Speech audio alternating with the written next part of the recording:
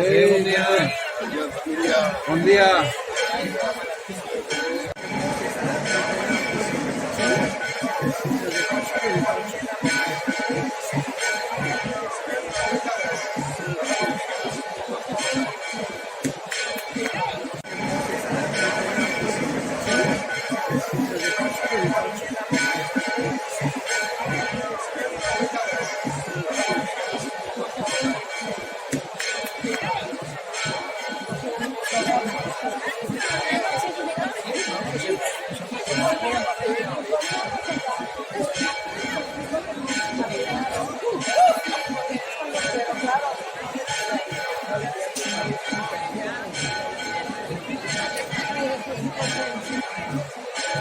Como se la pandemia ya la echamos a cerrar, no sería.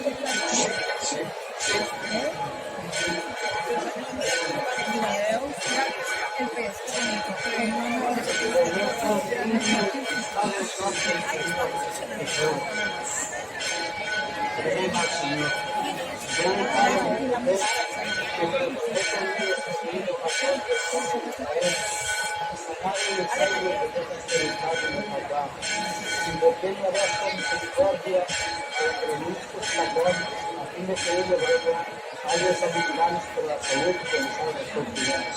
Por Jesucristo, Señor, más fe.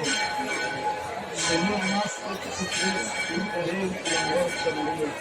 Que retorne a aquel que está desasiado de la fe humana, vencido de la manera samaritana. Prometiendo un ser bueno de su Padre. Dime tu milagro en esta carga de bendición, para que no falten aires saludables y extraños bien la bendición, que la calidad esté de nuances, constantes y ciertas.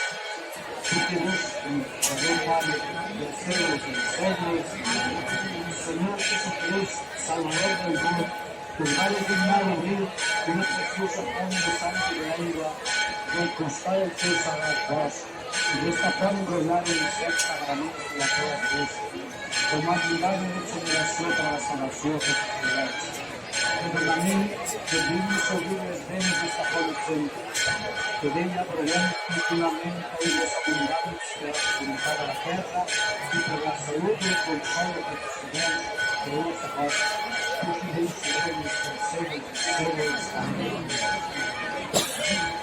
Y la bendición, Padre de usted, Padre y Espíritu Santo, que siga siempre a nosotros. Amén.